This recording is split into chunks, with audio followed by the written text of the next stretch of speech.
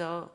김규환 목사님, 지붕을 뚫는 사람들이라는 제목으로 말씀 선포해 주시러 오셨거든요. 그래서 저희들이 큰 박수로 환영하겠습니다.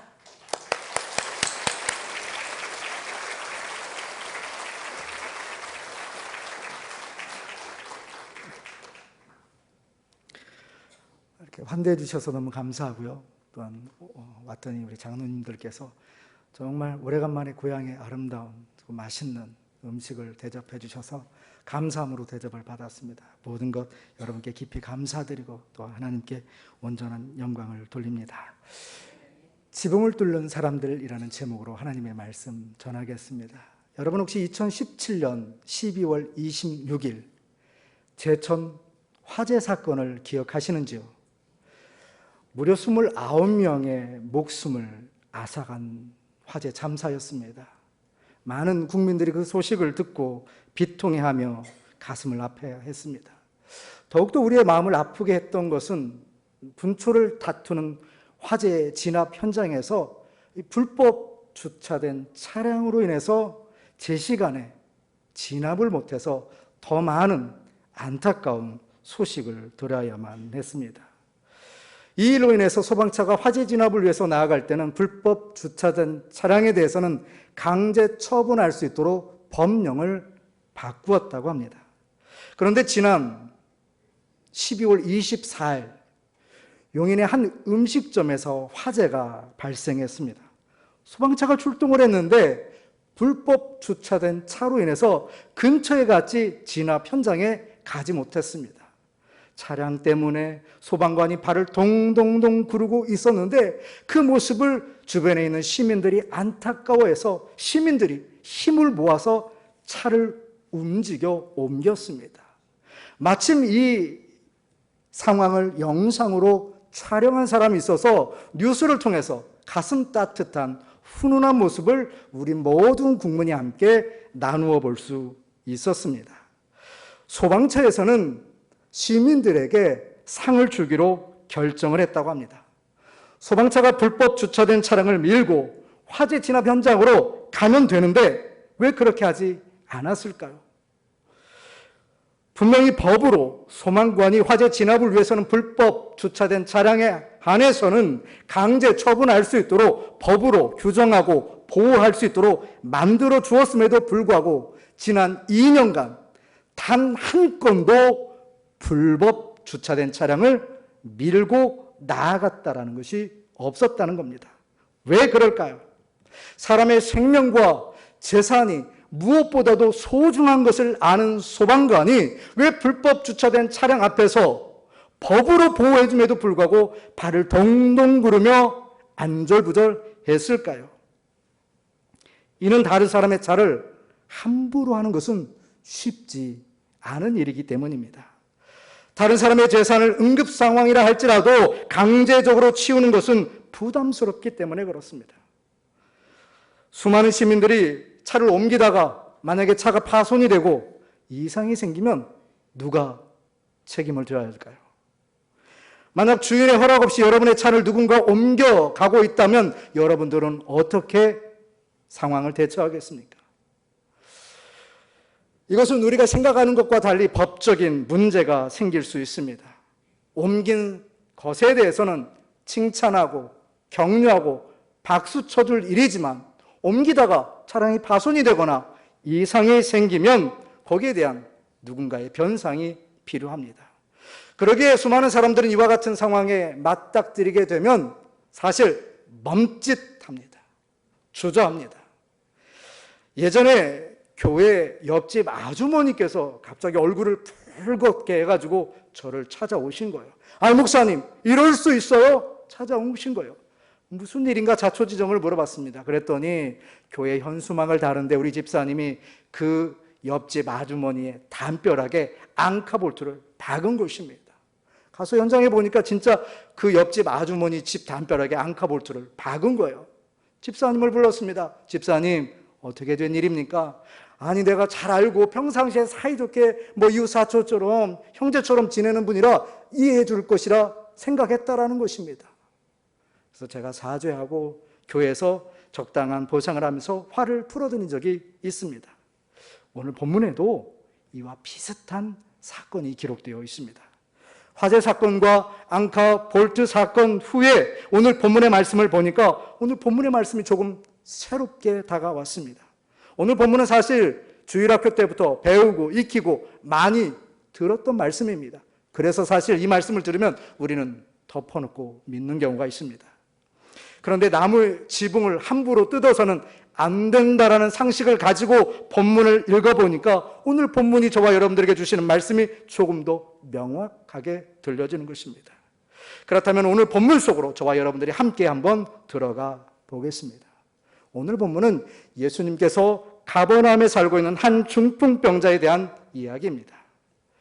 사실 이 중풍병자는 혼자서는 거동을 할 수가 없습니다. 누군가의 도움을 받아서야만, 누군가의 힘을 빌어서야만 움직일 수 있는 사람입니다. 그 정도로 몸이 좋지 않은 사람입니다. 그런데 오늘 본문은 누군가를 밝히지 않았지만 네 사람이 이 중풍병자를 들것에 싣고 예수님 앞으로 데리고 나아갔습니다. 예수님 앞에 나아가니 이미 사람들이 인산이례를 이루어서 집에 뺑 둘러있고 수많은 사람들이 길게 줄을 서서 예수님을 한번 보기를 소원하고 있었습니다. 예수님을 만나야 중풍병을 낫든지 고치든지 어떤 처방을 할 수 있었을 텐데 사람의 장벽 때문에 오고 갈 수도 없는 상황이었습니다. 그들이 예수님을 만날 수 있는 방법은 앞을 가로막고 있는 사람들이 다 돌아갈 때까지 기다리든지 아니면 다음에 만날 것을 기약하고 가는 수밖에 없었습니다. 그런데 중풍병자를 들것에 싣고 예수님을 만나러 간 사람들은 기상천외한 생각을 합니다. 예수님이 머물고 계신 그 집의 지붕을 뚫는 것입니다. 그런데 여러분, 남의 집 주인의 허락도 없이 지붕을 뜯게 되면 어떻게 될까요? 여러분의 생각은 어떻습니까? 여러분이라면 어떻게 하시겠습니까? 여러분에게 누군가가 중풍병자를 위해서 지붕을 뜯어야 한다라고 제안을 했다고 한다면 여러분 뭐라고 대답하시겠습니까? 아마 대부분의 사람들은 안 돼. 절대 안 돼. 아니, 남의 지붕을 왜 뜯어? 이는 누구라도 상식 밖의 일입니다. 집주인이 가만두지 않을 것입니다. 자기 집 부수는데 누가 가만히 있을 수 있는 사람 있겠습니까? 사실 남의 집을 뜯으면 우리나라는 죄물 손괴죄라는 것이 있어서 징역 내지는 벌금을 내야 합니다. 남의 집 지붕 함부로 뜯어서는 결코 안 됩니다. 이 상황을 좀 더 우리가 주의 깊게 생각해 보면서 상상을 좀 해보면 이렇습니다. 지붕을 뚫으면 집 주인뿐만 아니라 그 지금 집 안에 있는 사람은 어떨까요? 예수님의 말씀을 한 말씀이라도 놓치지 않고 해서 조용히 예수님의 말씀을 경청하고 있고 그 말씀이 떨어지면 예수님을 만나서 병 고침 내 문제를 해결받기 위해서 지금 안달복달하면서 기다리고 있는 그 사람에게 갑자기 지붕이 뜯겨지면 어떨까요? 위험에 노출되어서 예수님이 그 자리를 떠나가면 그토록 기다렸는데 그토록 손꼽아서 기다렸는데 예수님이 떠나가면 낭패를 만나게 될 것입니다. 집 안에 있는 사람들 그리고 집 안에서 예수님과 함께 있는 제자들도 아마 서둘러서 물리적인 힘을 가해서라도 그 일을 멈추게 할 것입니다. 또 집 밖에 있는 사람들은 어떨까요? 예수님을 만나기 위해서 수십 리를 걸어왔습니다. 아마 어떤 사람은 밤새워 기다렸을 것입니다. 그런데 줄도 서지 않고 얌체같이 새치기해서 예수님을 만난다, 몰상식하다 소리를 들을 것입니다. 남의 집 지붕을 뚫는 것을 지켜보는 집 밖의 사람들도 지붕 뚫는 사람들을 보면서 당장이라도 그 일을 그만두라고 소리를 지를 것입니다. 이렇게 난관이 많은데 왜 이 사람들은 갑자기 남의 집 지붕을 뚫었을까요? 요즘 만약에 이와 같은 일이 벌어졌다고 한다면 뉴스에 보도되어서 몰상식한 기독교인이다 비난을 받고 수많은 악성 댓글들에 의해서 시달리게 될 것입니다. 중풍병자를 침상에 누워간 네 사람들은 어쩌자고 남의 집 지붕을 이렇게 함부로 뜯고 있는 것일까요? 이 네 사람의 지붕을 뜯는 행동은 저와 여러분들에게 하나님의 음성을 들려주기 위해서입니다. 그것은 바로 지금 당장 하라는 것입니다. 소심한 저 같으면 예수님의 집회가 끝나면 모든 사람들이 다 들어가고 난 뒤에 제자들을 통해서 내가 데려온 사람이 있는데 이 사람 꼭 기도를 좀 해줬으면 좋겠다 부탁을 했을 것입니다. 아니면 또 예수님의 일정이 바빠가지고 그럴 기회가 없으면 제자들을 통해서 약속을 할 것입니다. 다음에 가버나움에는 꼭 우리를 1순위로 해서 예수님을 만나서 꼭 기도를 받아서 문제를 해결받을 수 있도록 아마 요청을 하거나 예약을 했을 것입니다. 그런데 이 네 사람은 나중을 기억하지 않았습니다. 지금 당장 예수님 앞에 데려고 간 것입니다. 지금이 은혜 받을 만한 때요, 지금이 내 문제를 하나님 앞에 해결받을 수 있는 때라고 여긴 것입니다. 지금 당장이라는 말을 바꾸어 표현하면 긴급성입니다. 마가복음에는 곧 즉시라는 이 단어를 40회나 반복하고 있습니다. 마가복음 신학 속에는 긴급성이 들어있는 것입니다. 중풍병자를 메고 간 네 사람에게 긴급성이 있기 때문에 어떤 난관, 어떤 어려움이 있어도 그 모든 것을 뚫어 헤치고 지금 이 중풍병자를 데리고 가고자 했던 것입니다. 그들의 눈에 중풍병자의 병세가 갈수록 악화되어서 내일을 기약할 수 없었을지도 모릅니다. 또한 다시는 예수님께서 가버나움에 방문하지 않을 것이라 생각할 수도 있었을 것입니다. 어떤 이유인지는 정확하게 알지 모르지만 그들은 지금 마음에 긴급한 마음을 갖고 있습니다. 그래서 지금 중풍병자를 예수님에게 데려가려고 했고 결국 남의 집 지붕을 뚫어서라도 예수님을 만나고자 했던 것입니다. 그리고 이 네 명의 사람은 지붕 뚫는 것을 통해서 오직 믿음이라는 것을 저와 여러분들에게 말씀해 주고 있습니다. 가버나움에는 많은 집들이 있습니다. 그 집들에는 성경에 능통한 랍비들도 있었을 것입니다. 신앙심이 좋고 존경받는 장로님들도 있었을 것입니다. 그런데 다른 지붕이 아니라 오직 예수님이 계신 그 지붕을 지금 뚫고 있는 것입니다. 그들에게는 오직 예수님을 만나야만 병고침을 받을 수 있다라는 믿음이 있었습니다. 오직 믿음이라는 것을 대체할 수 없는 것이 있었다라는 것입니다. 그들에게 예수님 그리스도를 향한 절대적인 믿음이 있었기 때문에 어떻게 해서든지 중풍병자를 예수님에게 데려가려고 했고 결국 지붕을 뚫고 예수님을 만나게 된 것입니다. 정리해보면 네 사람이 지붕을 뚫는 이 행동은 그들의 신앙이 지금 당장이라는 긴급성과 함께 오직 믿음이라는 것을 가르쳐주고 있습니다. 긴급성과 믿음의 신앙을 한마디로 말하면 뚫는 신앙입니다. 이 네 사람은 먼저 중풍병자의 집을 뚫었습니다. 이 중풍병자는 혼자서는 절대로 집 밖을 나갈 수가 없었기 때문에 그렇습니다. 그들은 예수님을 만나기 위해서 집을 뚫고 나온 것입니다. 만약 이 네 사람에게 긴급성과 믿음이 없었다고 한다면 중풍병자는 영원히 집 밖에 한 발자국도 나아가지 못하고 그 집에서 그냥 갇혀 있다가 마지막 생을 마감했을 것입니다. 영원히 그의 집을 뚫지 못했을 것입니다. 그 다음으로는 네 사람은 지붕을 뚫었습니다. 이 지붕을 뚫지 못했다고 한다면 예수님을 만나지 못했을 것입니다. 네 사람이 지금 당장과 오직 믿음이라는 신앙을 가지고 있었기 때문에 지붕을 뚫고 중풍병자가 예수님을 만날 수 있도록 돕고 협력한 것입니다. 결국 네 사람은 긴급성과 오직 믿음이라는 것을 통해서 중풍병을 뚫어낸 것입니다. 중풍병자는 병고침만을 받는 것이 아니라 죄사함을 받고 구원함을 얻었습니다. 죽음을 뚫고 생명으로 옮겨지는 기적을 경험하게 되었습니다.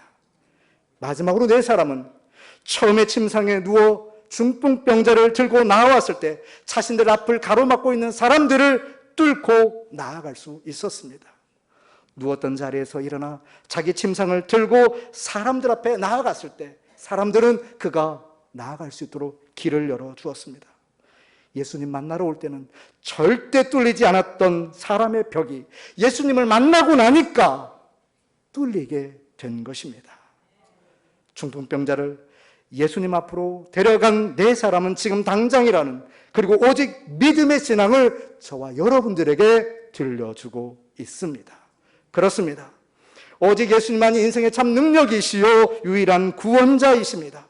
그러기에 오직 예수 그리스도의 믿음만을 앞세울 때 우리의 모든 장벽이 뚫리게 될 줄 믿으시기 바랍니다. 사랑하는 종업중앙교회 성도 여러분, 예수님의 치유의 은혜가 아니면 우리는 일어설 수가 없습니다.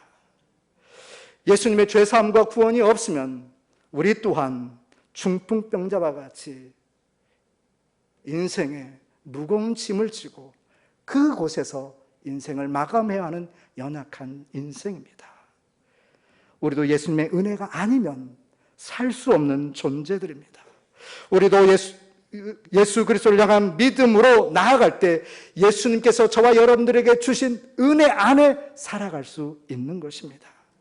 네 사람이 자신들 앞에 있는 모든 장애물을 뚫고 중풍병자를 예수님 앞에 데리고 나아갔을 때 중풍병이 뚫렸던 것처럼 우리 모든 방해물을 뚫고 예수님 앞에 나아가면 예수님께서 저와 여러분들에게 있는 중풍병과 같은 문제를 뚫어주실 줄 믿으시기 바랍니다.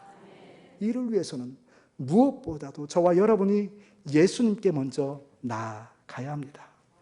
이것저것 따지면 절대 나아갈 수가 없습니다. 주님께 나아가는 길은 오직 믿음밖에 없습니다. 그러나 오늘 우리가 예수님 앞에 나아가기에는 여러 가지 많은 장벽이 있습니다. 특별히 현대인에게는 분주함이라는 장벽이 있습니다. 요즘은요, 어린 아이들도 바쁘대요. 어린이집 다닐라, 학교 다닐라, 유치원 다닐라, 학원 다닐라 바쁘다고 합니다. 쉴 시간이 없어요. 은퇴하신 분이 그렇게 또 바쁘대요. 그래서 요즘은요, 젊은 사람들이 과로사하는 것이 아니라 은퇴하신 분이 일이 많아서 과로사하는 경우가 많다고 합니다. 젊은 사람은 더 바빠요. 바빠서 앞에 볼 시간이 없어서 핸드폰 보고 다니라 정신이 없습니다. 이렇게 모두가 분주함 가운데 살아갑니다. 그런데 이런 분주함 때문에 우리가 앞세워 가야 할 예수님이 자꾸 뒤로 밀려갈 때가 있습니다. 분주함 때문에 예수 그리스도를 앞세워 나아가야 되는데, 주님께 먼저 나아가야 되는데 자꾸 예수님이 뒤로 밀리는 것입니다. 사공이 많으면 배가 어디로 갑니까? 산으로 갑니다. 생각이 많으면 배가 어디로 갑니까? 산으로 가는 거예요. 내가 예수님을 우선순위로 앞세우면 예수님께서 내 삶의 모든 것을 뚫어주시지만 내가 앞장서면 열릴 곳도 닫히게 되는 것입니다. 생각해 보십시오. 지붕을 뚫을 것인지 말 것인지를 만약에 가지고 논의를 했다면 뚫을 수 있을까요? 절대로 뚫을 수가 없습니다. 그러나 주님을 만남을 앞세워 지붕을 뚫으니까 주님께서 그 나머지 모든 것들을 해결해 주신 것입니다. 내가 주님을 앞세우면 주님께서 이해시킬 것은 이해시키고 설득할 것은 설득시켜서 모든 것을 해결해 주십니다. 그런데 내가 하려고 하면 결코 지붕을 뚫을 수 없습니다. 오늘 본문에서 중풍병자를 예수님께 데리고 간 네 사람은 지붕을 뚫어서 우리에게 지금 당장이라는 메시지를 주고 있습니다. 이 일 저 일 바쁘고 분주하고 여러 가지 사정이 있지만 지금 내가 당장 해야 되는 일이 있다고 한다면 그것은 바로 예수 그리스도께 나아가는 것입니다. 아무리 바빠도 예수 믿는 것보다 더 바쁜 것은 없습니다. 그보다 더 중요한 일 없습니다. 지금 내 삶의 우선순위를 한번 살펴보시기 바랍니다. 사람도 붙잡고 물질도 붙잡고 기회도 붙잡고 다 붙잡으려고 하니까 모든 것을 놓치는 것입니다. 주님 한 분만 붙잡으면 주님께서 다 뚫어주시고 해결해 주실 줄 믿으시기 바랍니다. 어릴 적 이솝 우화에 나오는 금도끼, 은도끼 이야기를 우리는 너무나 잘 알고 있습니다. 내용이 뭐예요? 정직하게 정직을 붙잡으면 금도끼, 은도끼, 쇠도끼 다 얻을 수 있습니다. 그런데 금도끼만 붙잡으려고 하면 어떻게 됩니까? 모든 것을 다 잃어버려요. 세상에서 정직 하나만 붙들어도요, 금도 없고 은도 없고 쇠도 없는 것입니다. 여러분, 그런데 만물을 주관하시고 만물을 창조하신 주님 붙잡으면 주님께서 여러분의 모든 것을 해결해 주실 줄 믿으시기 바랍니다.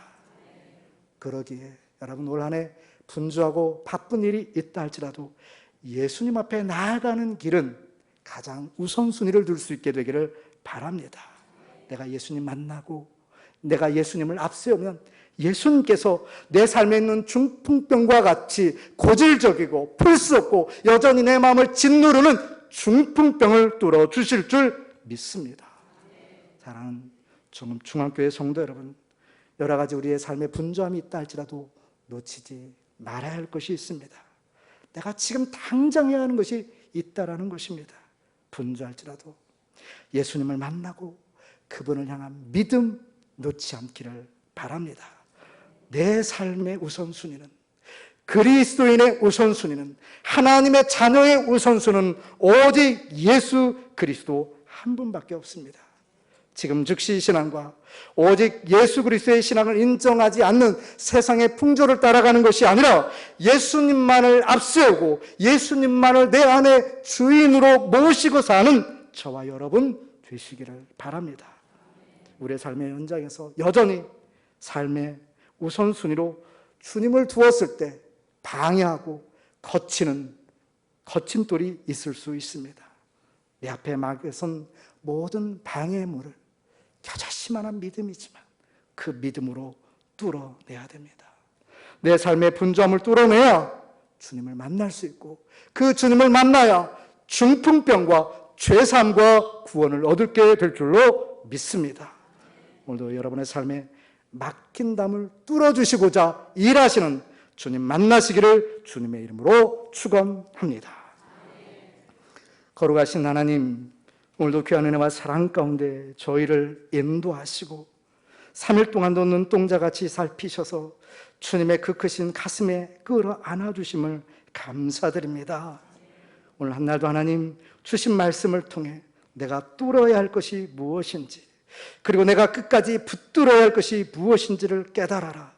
주님의 이름 붙들고 믿음 지켜 마지막 때 주의 영광에 동참하는 귀한 은혜의 역사가 우리의 가정과 일터와 교회에 넘치게 허락하여 주옵소서. 모든 것 주님께 감사드리며 예수님 이름으로 간절히 기도드리옵나이다. 아멘. 1월의 말씀 같이 합독하도록 하겠습니다. 이는 곧 물로 씻어 말씀으로 깨끗하게 하사 거룩하게 하시고 자기 앞에 영광스러운 교회로 세우사 이런 것들이 없이 거룩하고 흠이 없게 하려 하심이니라. 에베소서 5장 26절에서 27절 말씀. 아멘. 광고 드리겠습니다. 전선호의 남선교회에서 뽁뽁이 많이 기증해 주셨어요. 그래서 창문가에 뭐 바람을 막아주는 그런 것들이라고 합니다. 그래서 필요하신 분들은 사무실에 말씀해 주시면 나누도록 할 테니까요. 많이 와 있거든요. 필요하신 대로 가져가시면 좋겠고요. 두 번째는 우리 은혜로운 말씀 전해주신 목사님에게 다시 한번 큰 박수 한번 보내주시면 좋겠습니다.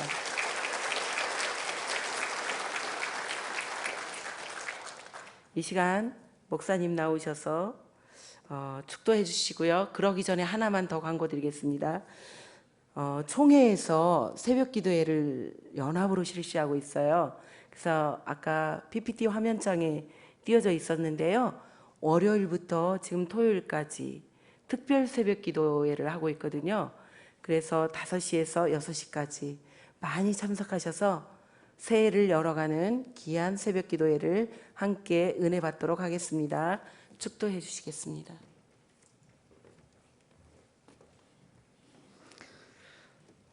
사랑해 주님 감사합니다. 새날 새해를 주셔서 기대하는 마음, 설레는 마음으로 주님 앞에 나아갈 수 있도록 은혜 베풀어 주심을 감사드립니다. 날마다 족한 은혜와 감사의 조건을 우리에게 허락하여 주셨지만 하나님 여전히 우리의 삶에 뚫지 못하는 것이 있습니다. 마음이 무겁고 그래서 해는 바뀌었는데 여전히 우리의 삶은 바뀐 것이 없을 무거운 짐이 있습니다. 하나님, 2019년보다 2020년도가 더 복되게 하여 주시옵고 더 많은 꿈과 소망을 주님께 담아두게 허락하여 주옵소서. 우리 앞에 뚫지 못한 것이 있습니까? 뚫어야 할 것이 있습니까? 하나님, 믿음으로 뚫게 하여 주옵소서. 내가 기도할 때 우리의 자녀의 막힌 담이 뚫어지게 하시고, 일터에 막힌 담이 뚫어지게 하시고, 건강에 막힌 담이 뚫어주시고, 관계에 막힌 담이 뚫어지게 은혜 베풀어 주옵소서. 이제는 우리 주 예수 그리스도의 은혜와 하나님의 무한하신 사랑과 성령님의 감화 감동 유료교통 충만하심이 믿음으로 지붕을 뚫고 예수님을 만나 기적을 경험했던 중풍병자와 같이 믿음으로 올 한 해 하나님의 기적을 소원하고 바라며 주님 앞에 믿음 붙들고 나아오는 사랑 정읍중앙교회 성도들의 머리 위에, 가정 위에, 일터 위에, 그 생업 위에 지금으로부터 영원토록 함께 하시기를 간절히 축원하옵나이다. 아멘.